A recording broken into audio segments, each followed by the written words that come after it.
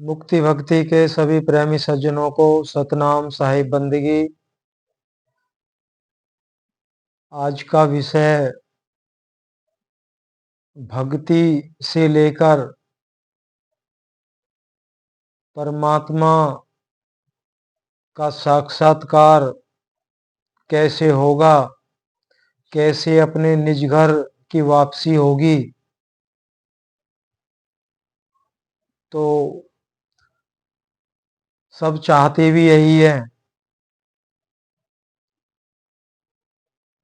मार्ग चाहे हमारा कैसा भी हो, लेकिन लक्ष्य हमारा यही होता है। देव दुर्लभ मनुष्य तन मिला है तो पूरी कोशिश करते हैं कि जन्म मरण के इस दुखदाई बंधन से हम आजाद हो सकें। तो इसी विषय में आज चर्चा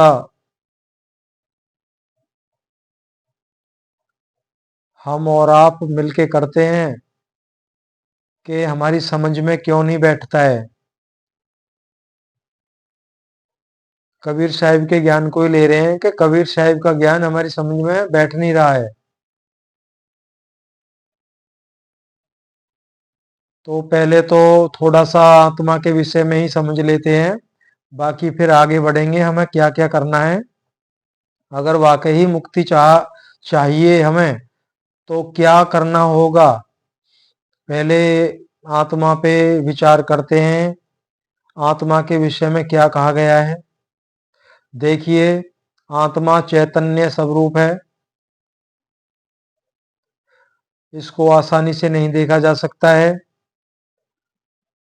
क्रिया रहित है। आत्मा शरीर के द्वारा किसी भी क्रिया करने से उस स्वरूप को नहीं जाना जा सकता है, इसलिए इसको क्रिया रहित भी कहा गया है। और आत्मा मुक्त है। इस पे किसी भी प्रकार का कोई नियम, कोई बंधन लागू नहीं है। आत्मा मुक्त है और आत्मा साक्षी है। ये संपूर्ण सृष्टि की साक्षी दृष्टा आत्मा ही है। और आत्मा असंग है, आत्मा शांत है और अहम ब्रह्मास्मि स्वयं ही ब्रह्म है। आत्मा स्वयं ही ब्रह्म है।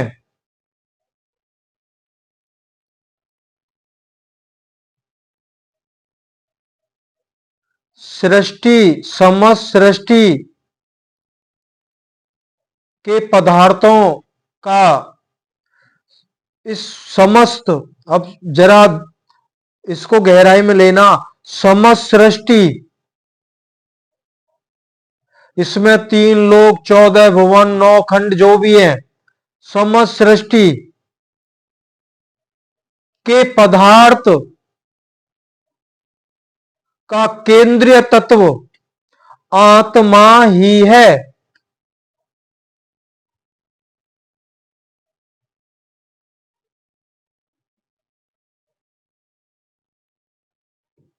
और इस सबका साक्षी दृष्टा वो भी आत्मा ही है।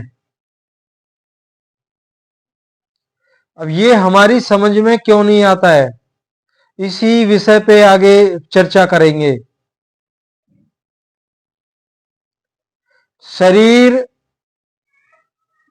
के अंदर आत्म रूप में और शरीर से बाहर मान लो प्रकृति सृष्टि में परमात्मा सब रूप में व्याप्त है और भिन्न भी है।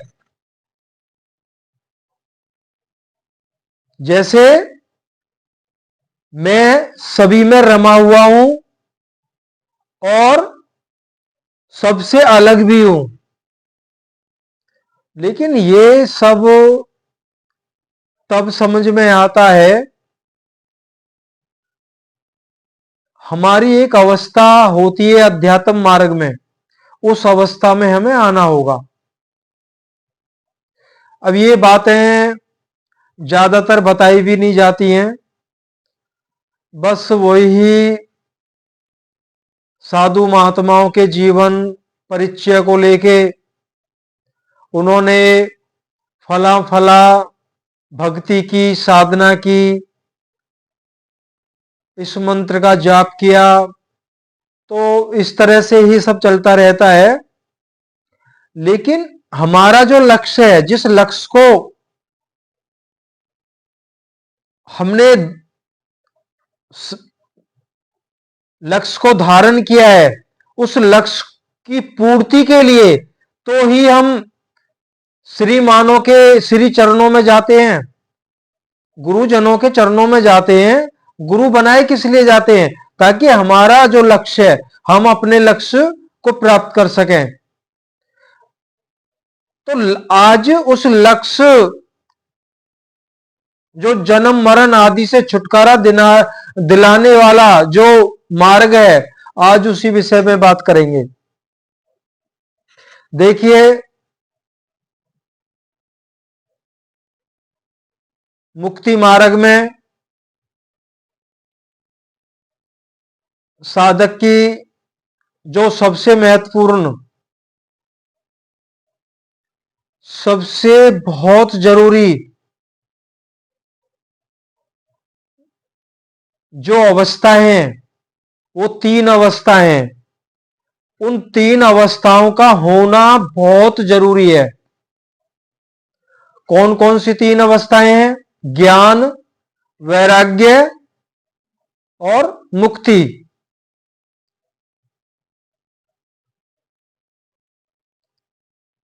तो इन 3 अवस्थाओं में जो भी हमें करना है, वो हमें अपने पूर्णतया से आचरण में ढालना है। और मुक्ति भक्ति में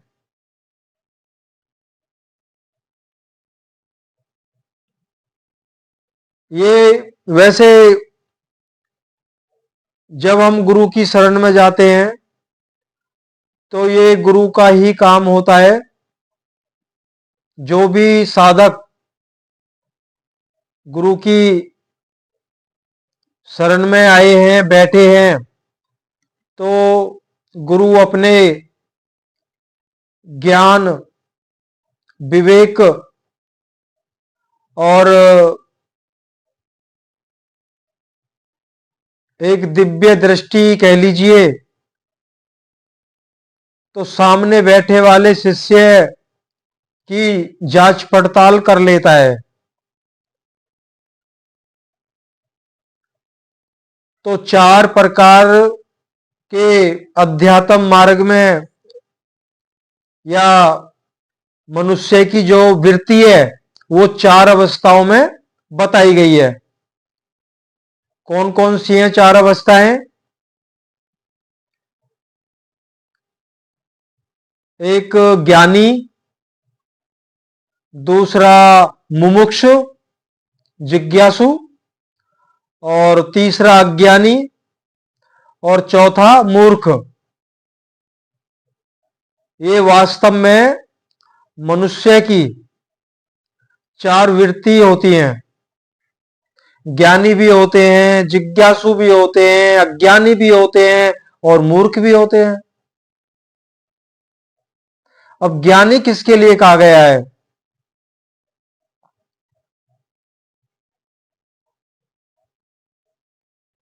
जो सबसे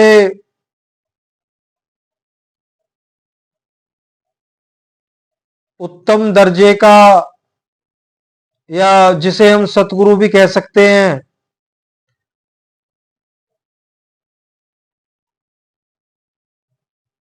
आत्मा परमात्मा के स्वरूप ज्ञान का ज्ञाता, जिसने स्वयं आत्मा परमात्मा के स्वरूप ज्ञान का परिचय जिसको हो गया है।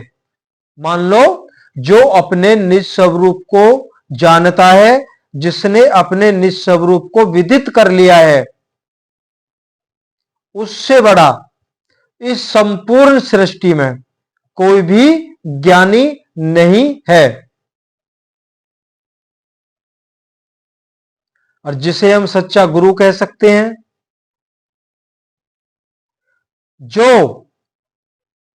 आत्मा का तो बोध नहीं कर पाया है, बाकी आत्मा परमात्मा के स्वरूप परिचय कैसे होगा, उस मार्ग को सत्य सत्य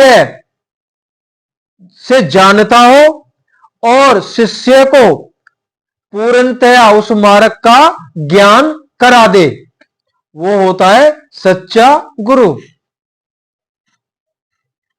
बगैर किसी स्वार्थ के, ध्यान ये भी है, बगैर किसी स्वार्थ के।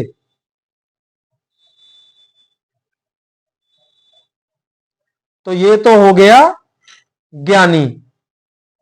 और मुमुक्ष क्या है? जिज्ञासु, जो किसी भी कीमत पर परमात्मा से मिलने की, जिसके अंदर अति गहरी पीड़ा, विरह वेदना में व्याकुल उठता है, ऐसा जिज्ञासु, जिसका परमात्मा के प्रति, जिसको वो नहीं जानता है, उसके प्रति अनुराग पैदा हो गया हो, उसको जिज्ञासु कहा गया है। मुमुक्षु, जो मोक्ष चाहता है, हर कीमत पर मोक्ष चाहता है।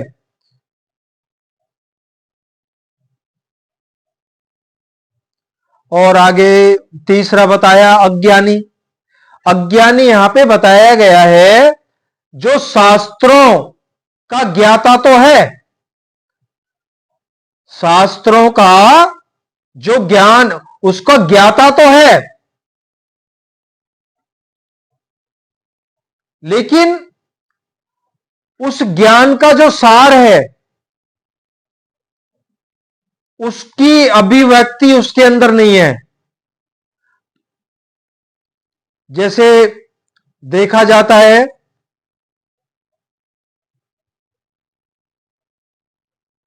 बहुत ऐसे ज्ञानी भी हैं जो कंठस्थी शास्त्रों का बखान कर देते हैं, लेकिन वो आत्म स्वरूप को नहीं विदित किए होते हैं, ना उनकी उनमें इच्छा होती है। बस वो उस ज्ञान के एवज में अपना रोजी रिजक चलाते हैं।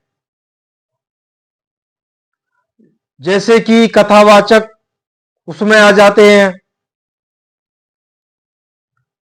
केवल इनका काम ज्ञान सुनाना होता है, उसके एवज में पैसे लेते हैं।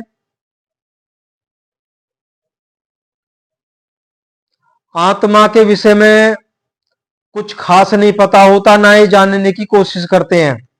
क्यों? अगर आत्मा के विषय में जानने की कोशिश करेंगे, अगर उस रास्ते पे चलेंगे, तो जो कुछ ये अब कर रहे हैं, ये सब इनका छूट जाएगा।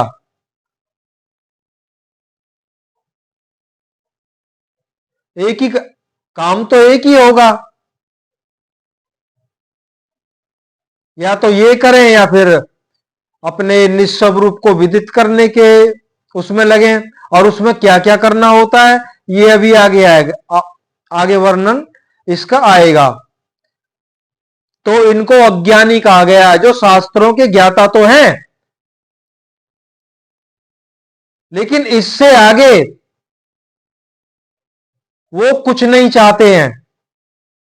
वो एक भूल भरम है कि हम धर्म का काम कर रहे हैं, परमात्मा का नाम ले रहे हैं, भगवान का नाम ले रहे हैं, हम सबको सदमार्ग पे डाल रहे हैं। ये केवल इनका एक निरा भ्रम होता है।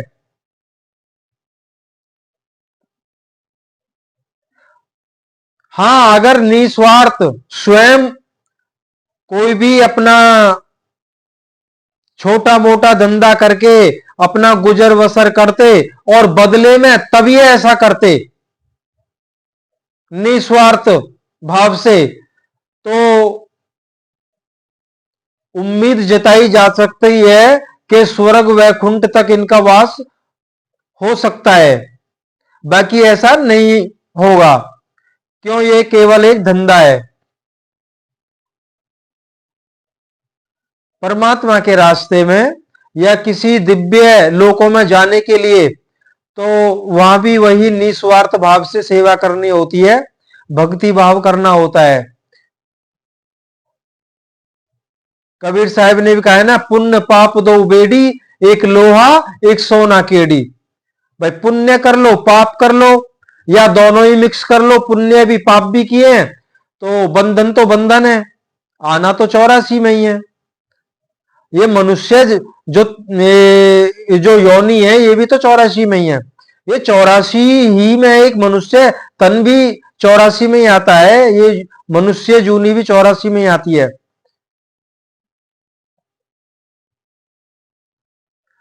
और ये अभी आपने सुना ज्ञानी कौन होता है, जिज्ञासु कौन होता है, अज्ञानी की अभी चर्चा हो रही थी, और मूढ़ कौन होता है, जो मूर्ख है। मूर्ख वह होता है जिसको अध्यात्म मार्ग में कुछ भी अता पता ही नहीं है और ना वो सुनना चाहता है। आप उसे घेर घोट के लाओगे भी तो वो नहीं आएगा। उसको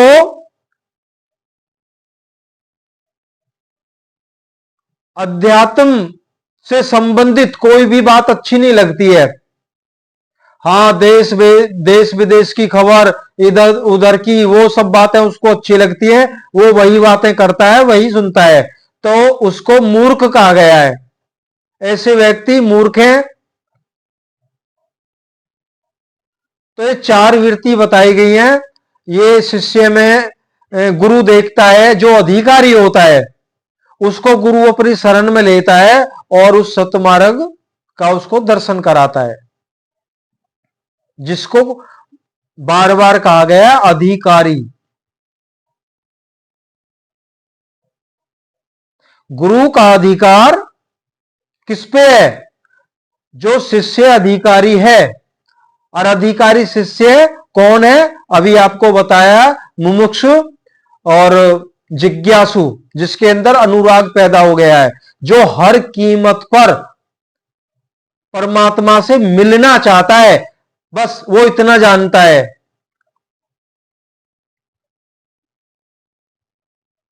तो गुरु उस अधिकारी शिष्य को शरण में लेता है और अपने अमृत वचनों से उसकी इस तृष्णा को, इस प्यास को बुझाता है, अपने अमृत रूपी वचनों से।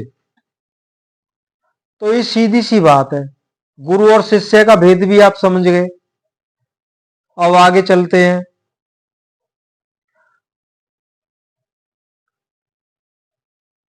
आगे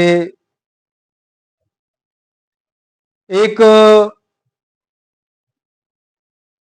पहले आप सुने थे ज्ञान का विषय आपने सुन लिया, और वैराग, वैराग की जो अवस्था है, संसार से संपूर्ण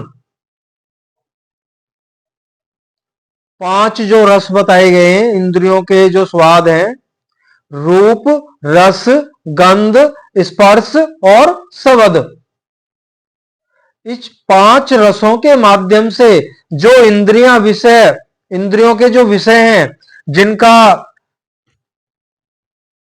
हम बड़े आनंद से, बड़ा सुख समझते हैं, उन विषय वासनाओं को भोगा करते हैं इन 5 रसों के द्वारा। तो वैराग की जो अवस्था है, देखो ये सबसे महत्वपूर्ण अंग है मुक्ति भक्ति के लिए। तो ये कहा गया है वैराग अवस्था में आना बहुत जरूरी है। आत्मा का जो ज्ञान है वो समझ में क्यों नहीं आता? वो इसलिए समझ में नहीं आता, हम वैरागी हैं ही नहीं। तो वैराग की अवस्था को थोड़ा सा समझते हैं। देखिए, संपूर्ण सृष्टि में, अब एक एक करके नाम तो नहीं लिया जाएगा, समस्त वासनाओं से जो हमारी आसक्ति है उसको खींचना, मूल संपूर्ण सृष्टि से अपनी इच्छाओं को, इच्छा रूपी आसक्ति को खींच देना है, बिल्कुल निकाल देना है।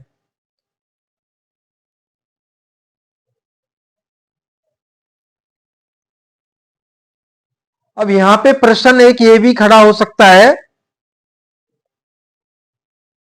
भाई बिना रसों के, बिना, देखो खाने तक को भी वासना बताया गया है। हम जो खाना खाते हैं ना, इसको भी वासना के अंदर ही आता है, विषय वासना।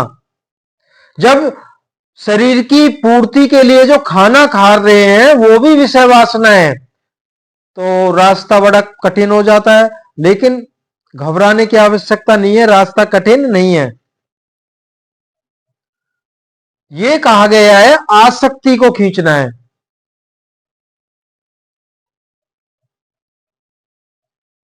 खींचना कैसे है? अब शरीर के लिए सब कुछ जरूरी है, कपड़ा भी जरूरी है, खाना भी जरूरी है, छत भी जरूरी है, और भी आज के शरीर को आदत नहीं है, हर चीज की जरूरत है। तो मुक्त कैसे होंगे, कैसे वैराग्य में जाएंगे? यह कहा गया है 5 रस हैं, रूप रस गंध स्पर्श और शब्द। अब तक तो हम पांचों रसों को बड़े अपने अपने सामर्थ्य के अनुसार इनका भोग कर रहे थे। अगर बाय द वे कोई एक रस नहीं मिल रहा है, तो हमारी आसक्ति नहीं होनी चाहिए, नहीं मुझे चाहिए ही, ज्यादा नहीं तो कम तो चाहिए, पर चाहिए, यह भाव खत्म हो जाना चाहिए।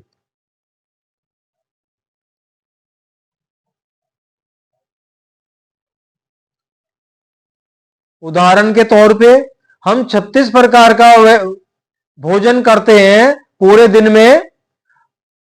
सुबह ये बनाया हमारी इच्छा के अनुसार, शाम को ये बनाया, ये चीज आनी चाहिए, आज ये चीज बनाओ, आज ये बनाओ, ये आसक्ति खत्म हो जानी चाहिए। आपके बगैर कहे जो आ रहा है खाने को उसी में संतुष्ट होना है, ये भाव नहीं होना चाहिए नहीं मैं नहीं खाऊंगा। ये आसक्ति नहीं रखनी है, आसक्ति को खत्म करना ही वैराग्य है। अब इसमें एक एक नाम से नहीं बताया जाएगा, संपूर्ण सृष्टि से आसक्ति को खत्म करना है। समय अनुसार जो कुछ आ रहा है ठीक है, जो आ रहा है ठीक है, इसका नाम है वैराग, त्याग।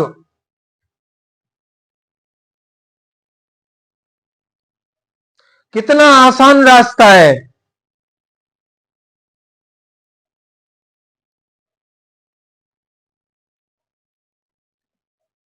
जब ये भाव आ जाएगा तो पाप तो होगा ही नहीं, ना पाप होगा, और उसी दिन से कर्म भी नहीं चढ़ेंगे आपके। ये भी एक विचित्र है, विचित्र लीला समझो, या ना समझने वाली, ना स्वीकार करने वाला ये पहलू है कि कर्म भी नहीं होंगे। और जबकि पवित्र गीता में भी लिखा गया है, कई जगह लिखा गया है, बड़े बड़े महापुरुषों ने भी बताया, अगर इंसान सो रहा है तो भी कर्म बनते हैं, जब तक श्वास चल रही है तो भी कर्म बनते हैं, तो छूटोगे कैसे? लेकिन अनुराग वैराग वो स्थिति है, उस स्थिति में कर्म नहीं बनते हैं। कर्म करते तो हो लेकिन वो लागू नहीं होते हैं। इस विषय को फिर समझाएंगे, ये लंबा विषय है। कर्म क्यों नहीं हमारे खाते में फिर जमा होते हैं? हम करते तो हैं, ऐसा नहीं है कर्म नहीं होंगे, कर्म कर रहे हैं लेकिन वो हमारे खाते में जमा नहीं होंगे। आज का विषय उस मार्ग पे क्या क्या करना है उस विषय पे है, तो इस विषय को लेंगे कि कर्म करते हुए कर्म नहीं बनते हैं। अलग से आपके सामने वीडियो डाल देंगे। तो बड़ा ही सुंदर उपदेश है ये भी, कर्म क्यों नहीं बनते हैं, करते तो हैं बनते नहीं है। तो ये तो वैराग की अवस्था आ गई थी।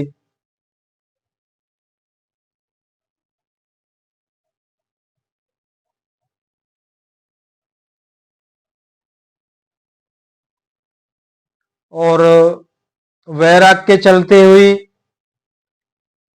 सतगुरु कबीर साहब ने कहा है,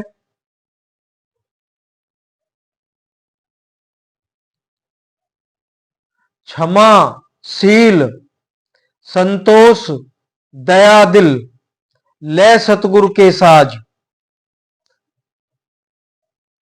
अगर चाहो भव पार उतरना,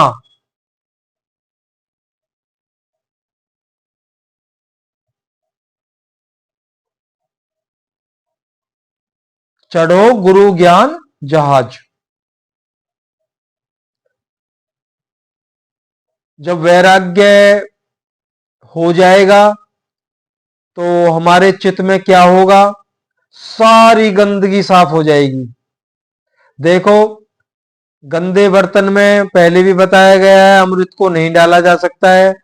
अगर अमृत डाल भी दिया तो वो भी जहर बन जाएगा, वो भी विष का रूप धारण कर लेगा। इंसान तो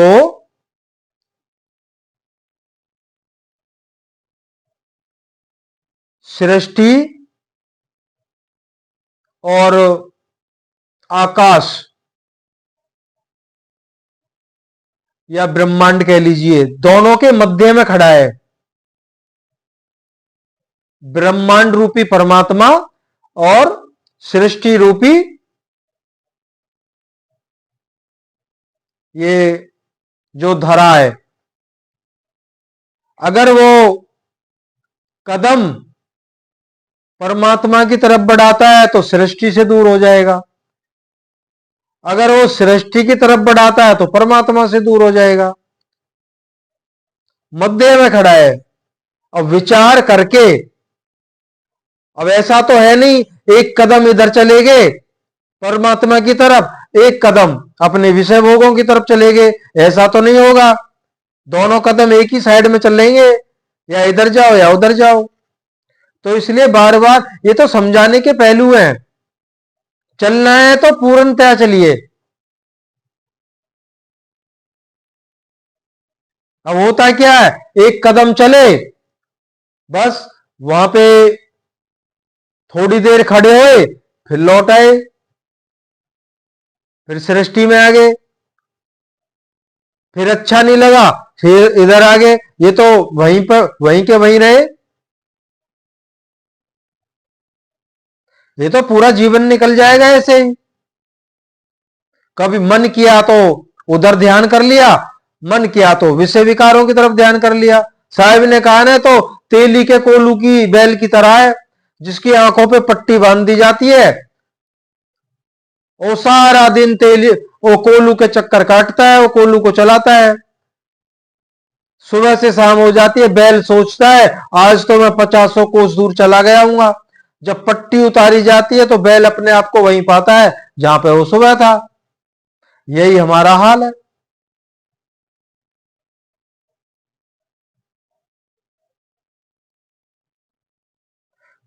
बड़ा आनंद का विषय है। फर्क इतना है, सत्य मार्ग को जानना अति आवश्यक है, और वो अवश्य मिलता है, ऐसी बात नहीं है। हमें देखो, जन्म से ही, पहले भी किसी न किसी सत्संग में आपको बताया है, जन्म से ही गुरु, सतगुरु, सतमार्ग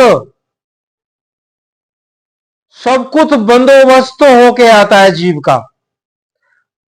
लेकिन गलती हमसे ही होती है। सतगुरु बेचारा क्या करे, जब शिष्य माही चूक, चूक हमसे ही होती है। क्यों, हम जहां हमें सूरत लगानी थी माया के वशीभूत होके, हम तो माया से चिपक जाते हैं। उस माया से ही हम अपनी बंधनों के छुड़ाने की भीख मांगते हैं। हमें ज्ञात ही नहीं है जिससे हम भीख मांग रहे हैं एक दिन ये हमें खा जाएगी।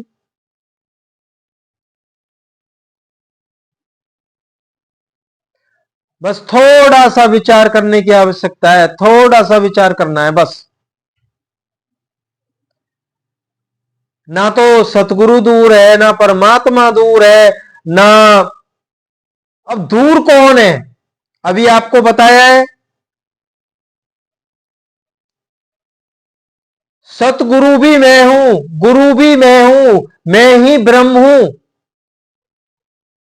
और मैं ही परमात्मा स्वरूप हूं। इसलिए पहले भी बताया गया है, इसलिए नियम नहीं है कोई, इस भक्ति में नियम नहीं है कोई।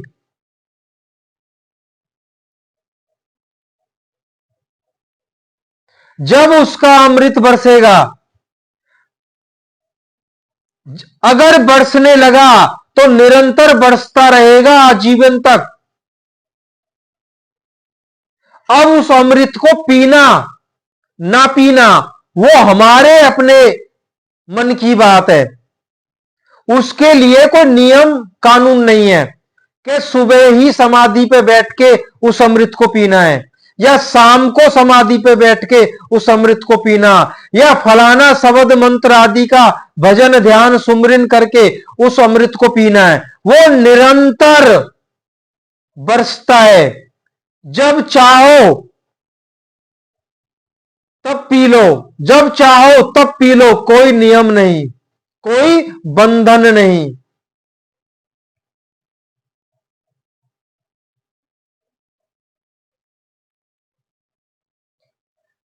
सतनाम साहिब बंदगी।